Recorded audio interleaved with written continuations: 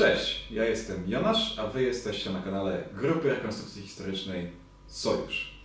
Dziś witamy Was w studiu domowym, do którego przenieśliśmy się z uwagi na częste naloty sił nieprzyjaciela na nasze pozycje w studiu polowym. I dzisiaj witamy Was w drugim odcinku serii Sojuszaki Oszpeju, w którym będziemy dla Was przybliżać sekrety, tajniki związane z umundurowaniem, wyposażeniem żołnierzy Sił Zbrojnych PRL i innych formacji mundurowych z okresu 69-89.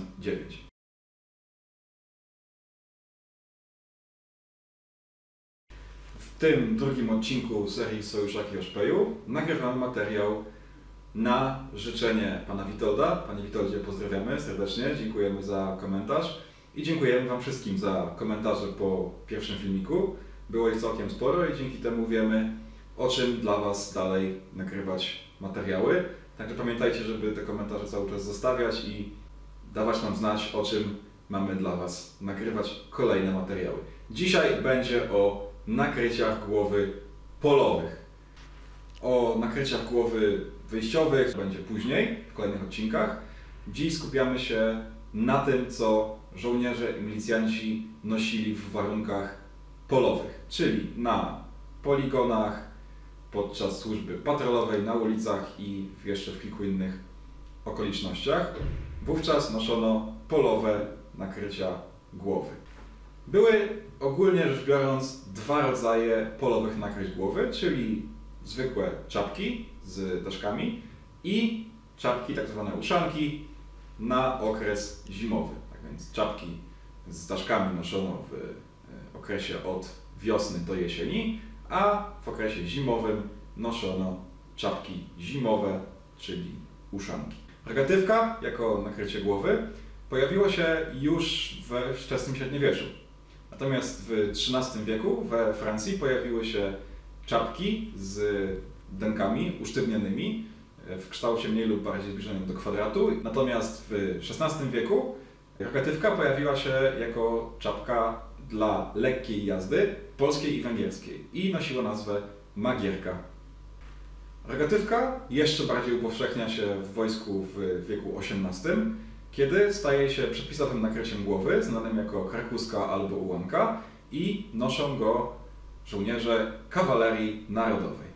Dalej mamy XIX wiek i okres doborów, w którym ta rogatywka jest używana w oddziałach powstańczych, powstania listopadowego i styczniowego, ale także w czasie wojny secesyjnej. Noszą go żołnierze 58. Ochotniczego Pułku Piechoty Nowego Jorku, tzw. Polish Legion. Rogatywka, która jest używana przez oddziały Halarczyków, a później, tuż po I wojnie światowej, oczywiście przez oddziały powstańców wielkopolskich, dla których rogatywka była takim wręcz ikonicznym nakryciem głowy z tymi charakterystycznymi zdobieniami zwanymi pospolicie trzepakami. Dalej, rok 1919, formowanie regularnego Wojska Polskiego i pojawia się pytanie, jakie nakrycie głowy powinni nosić żołnierze. I tutaj pojawia się mały konflikt, dlatego że oficerowie o rodowodzie legionowym forsują jako nakrycie głowy czapkę maciejówkę, która od rogatywki się dość znacząco różni. Ostatecznie jednak wygrywa wizja rogatywki i to właśnie rogatywka staje się przepisowym nakryciem głowy dla żołnierzy Wojska Polskiego. Kolejna zmiana w nakryciach głowy to rok 1935, czyli duża reforma mundurowa w Wojsku Polskim. Wtedy wchodzą m.in. jako przepisowe nakrycie głowy kapelusze podhalańskie, ale także rogatywka nowego typu z dodatkowo usztywnionym denkiem i to denko przybiera już typowo kształt kwadratu. Przechodzimy do okresu powojennego. W pierwszych latach powojennych nadal rogatywka dominowała jako standardowe nakrycie głowy dla żołnierza, natomiast zaczęto dążyć do likwidacji czapki typu rogatywka. Okazja do usunięcia czapki rogatywki z wojska nadarza się wraz z wprowadzeniem nowego rodzaju umundurowania w kamuflażu typu deszczyk. W literaturze technicznej, w literaturze resortowej, czyli w pismach wymienianych między resortami a fabrykami produkującymi umundurowanie, określa się tę tkaninę jako tkanina drelichowa z wzorem nakrapianym. I teraz tak, w roku 61 pojawia się wzór 0411, który jeszcze ma formę rogatywki. Jest produkowany z tkaniny w kamuflażu deszczyk. Jest to tkanina drelichowa US85.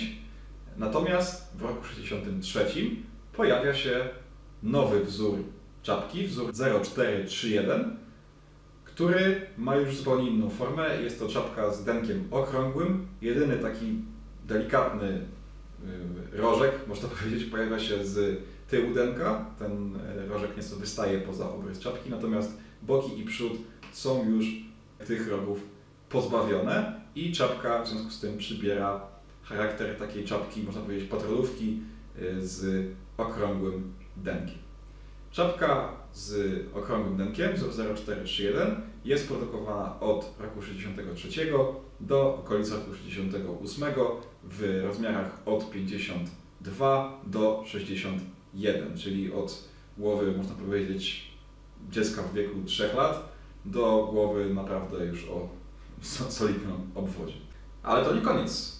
Rogatywka powraca do Wojska Polskiego, do Sił Zbrojnych PRL w roku 1969 wraz z wprowadzeniem nowego nadruku kamuflażowego wzór 68 Mora, o którym mówiliśmy w naszym pierwszym filmie. No i teraz chodzą słuchy, są to informacje oczywiście niepotwierdzone, natomiast są w literaturze na ten temat opinie, że powrót rogatywki do Wojska Polskiego to zasługa generała Jaruzelskiego, który choć oczywiście reprezentował stronę komunistyczną, to jednak miał też pewne, jak to się mówiło w epoce gomułkowskiej, odchyły prawicowo-nacjonalistyczne i przywiązywał wagę do pewnych elementów tradycji przedwojennej, jako przedwojenny zresztą szlachcic. No, brak tutaj jakichś potwierdzeń ze źródeł. Zresztą trudno tu doszukiwać jakichkolwiek potwierdzeń, dlatego że oczywiście tego typu rozmowy koncepcyjne, czy też jakieś wpływy poszczególnych generałów czy przedstawicieli Ministerstwa Obrony Narodowej nie były rejestrowane w żadnych dokumentach, więc możemy tu mówić jedynie o domysłach. Niemniej jednak w roku 1969 na wyposażenie Wojska Polskiego wchodzi czapka rogatywka wzór 0443, która staje się standardem na tak naprawdę kolejne 20 lat i ten wzór właściwie nie ulega większym zmianom, chociaż faktycznie rogatywki tego wzoru dzieli się na kilka okresów produkcyjnych i istnieją różnice między czapkami, które były wykonywane na przykład w roku 69, a tymi, które były wykonywane w roku powiedzmy 84. Oprócz tego w roku 86 czeka nas jeszcze jedna spora zmiana w tym wzorze, chociaż ta zmiana nie powoduje zmiany numeracji tego wzoru. Wzór pozostaje taki sam, jest to dalej czapka wzór 0443, przy czym mówimy tu oczywiście o czapce, która obowiązuje w Siłach Zbrojnych PRL, dlatego że czapki rogatywki, które były stosowane w MO, mają już inny wzór. Czapka polowa dla Milicji Obywatelskiej, początkowo w dokumentacji określana jako czapka ćwiczebna, później jako czapka polowa, nosi wzór 0459. No i teraz tak. Opiszemy sobie pokrótce, jak wyglądała czapka wzór 0443 i szybko omówimy sobie różnice pomiędzy poszczególnymi wersjami, które wchodziły w kolejnych latach. Czapka składa się oczywiście z denka, które jest szyte z 4 kwater i z daszka, który jest przestępnowany w zależności od wersji. Początkowo było to 8 szwów, później było ich 6. Oprócz tego czapka posiada nauszniki, które również chronią kark. Są spięte klamerką metalową. Można je sobie wyjąć, opuścić, chroniąc uszy i kark, co jednak było robione raczej nieczęsto. I co jeszcze? Mamy na czapce również orła Sił Zbrojnych PRL, czyli postać orła na tarczy Amazonek. Orzeł jest zrobiony z szarego tworzywa i w tej formie występował na czapkach Sił Zbrojnych PRL od 1969 do 1986 roku. Co jeszcze wyróżnia czapki we wczesnej wersji produkcyjnej, tej, która była produkowana do roku 1986? No, na pewno jest to brak usztywnienia. Tak więc widzimy, że rogatywka faktycznie posiada 4 rogi, natomiast nie posiada żadnego usztywnienia samego denka. Jedyne usztywnienie znajduje się tutaj w przednich kwaterach, jest to usztywnienie z włókniny, natomiast brakuje usztywnienia w denku. No i wreszcie wnętrze. I tutaj widzimy przede wszystkim potnik. Tutaj jest już potnik lakierowany z perforacjami, które służyły dodatkowemu wietrzeniu głowy.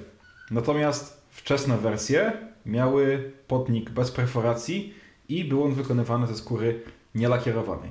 Dopiero później zaczęto skórę potnikową lakierować, a w jeszcze późniejszym okresie pojawiły się również te charakterystyczne perforacje.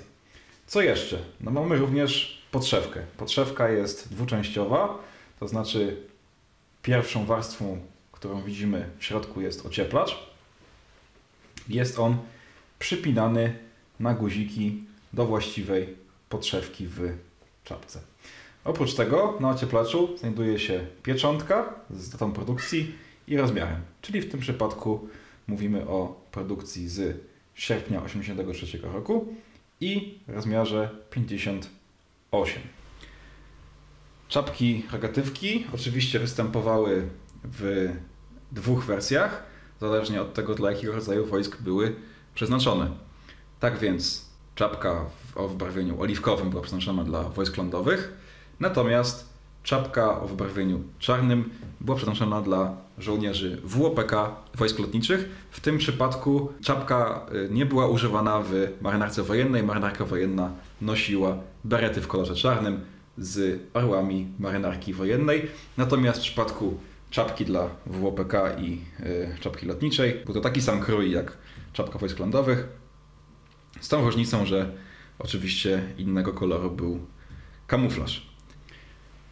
No i teraz co ciekawe, pomimo tego, że wówczas były produkowane również orły w wersji lotniczej, czyli z dodatkową parą skrzydeł, które się tutaj zaginały pod kątem ponad skrzydłami samego orła, to czapki rogatywki dla wojsk lotniczych i dla WOPK posiadały zwykłego orła w wersji dla wojsk lądowych, tyle tylko, że tło miało oczywiście wybarwienie czarne. A tutaj mamy czapkę wzór 0443 wyprodukowaną już po 1986 roku. Dlaczego rok 86 jest taką ważną datą? No dlatego, że wówczas miała miejsce dość duża reforma mundurowa w Wojsku Polskim, która wprowadziła m.in. nowe wzory mundurowania, wzór 4652, ale oprócz tego zmianie uległ kolor insygniów, które były nanoszone na czapki, na naramienniki i jeszcze w kilku innych miejscach. Mianowicie zamiast szarej wprowadzono białą gumę, białe tworzywo sztuczne, w związku z czym po 1986 roku na czapkach i na ramiennikach pojawiły się insygnia wykonane z białego tworzywa. Tworzywo to się dość mocno wyróżniało na tle kamuflażu, było lepiej widoczne i to jest dla nas sygnał, że dany rodzaj wyposażenia, umundurowania został wyprodukowany po 1985 roku, kiedy to w życie weszła właśnie ta reforma mundurowa. Natomiast to nie jedyna zmiana w tej czapce. Już właściwie na pierwszy rzut oka widać, że różni się także nieco denko. Denko posiada już dodatkowy sztywnik, który sprawia, że rogatywka jest jeszcze bardziej, denko rogatywki jest jeszcze bardziej kwadratowe i sztywnik ten jest wykonany z włókniny termoplastycznej. Kolejna zmiana to rok 89 i wprowadzenie do użytku nowego wzoru kamuflażu, wzoru 89 Puma, i w tym wzorze również były wykonywane czapki wzór 0443, Tutaj, jeśli chodzi o samą konstrukcję, to nie było większych zmian. Czapka w dalszym ciągu posiada usztywnienie denka wykonane z wyłókniny i oczywiście jest już w kamuflażu wzór 89 Puma. Tak samo orzełek. Orzełek również ma tło wykonane już w kamuflażu wzór 89, ale dalej wykonywane jest z białego tworzywa sztucznego.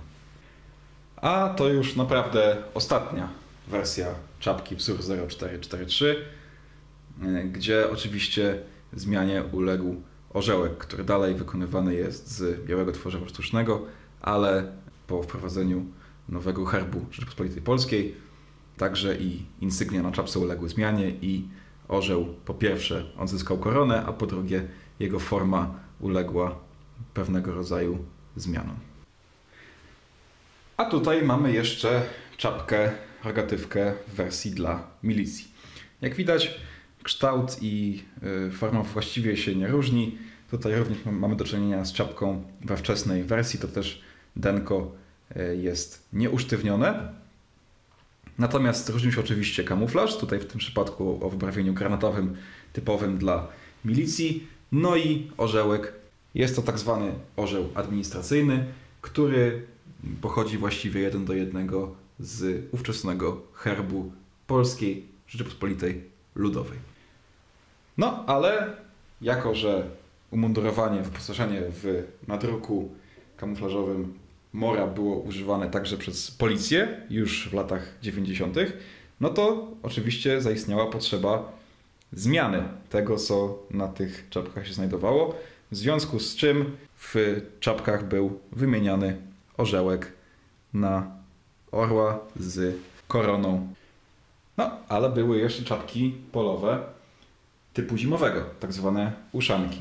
Jeśli chodzi o wzory tych czapek, to znane mi są jedynie wzory uszanek dla wojsk lądowych. Był to wzór 0471 i wzór uszanki dla wojsk lotniczych i Wojsk Obrony Powietrznej kraju, wzór 0476. Wzór dla wojsk lotniczych różnił się od wzoru lądowego oczywiście kolorem tego tutaj pluszu, był to kolor czarny, natomiast denko miało kolor stalowy. Różnił się także orzełek, który był w wersji dla wojsk lotniczych i dla WOPK orzełkiem lotniczym z dodatkowymi skrzydłami. A przed Wami mała kolekcja czapek zimowych, tak zwanych uszanek. Mamy tutaj czapkę dla wojsk lądowych, jak również czapkę uszankę dla obrony cywilnej. Jak widzicie, ma ona ciemny plusz i takie lekko granatowawe denko. Czapka uszankę dla marynarki wojennej PRL, która jest w całości czarna. Czarny jest zarówno plusz, jak i denko. Różnią się nieco tylko odcienie tej czerni. No i dodatkowo mamy jeszcze metalowego orła marynarki wojennej. Tutaj widzimy na tarczetę dodatkowo kotwicę. I czapkę uszankę dla MSW, dla Milicji Obywatelskiej. Jest to czapka z pluszem w kolorze takim szaro-granatowym. Granatowe jest również denko, które wykonane jest z gabardyny i różni się także orzełek. Widzimy tutaj orła również w wersji administracyjnej.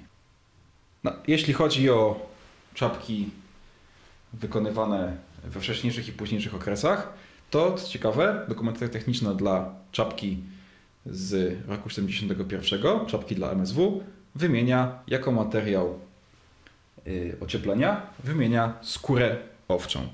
Dopiero w roku 72 pojawia się tam plusz, czyli materiał sztuczny wymagający mniej surowców naturalnych. Natomiast różnica w materiałach, z jakich były wykonane czapki uszanki, nie była typowa tylko dla milicji. Tutaj widzimy denko uszanki wykonane z gabardyny i co ciekawe, były również wersje czapek zimowych dla kadry Sił Zbrojnych PRL i te czapki były również wykonywane z gabardyny w odróżnieniu od tej czapki przeznaczonej dla służby zasadniczej, która ma denko wykonane ze zwykłego sukna. Dobra, słuchajcie, tyle na dzisiaj. To by było na tyle, jeśli chodzi o czapki polowe typu rogatywka i uszanka. Tyle z mojej wiedzy.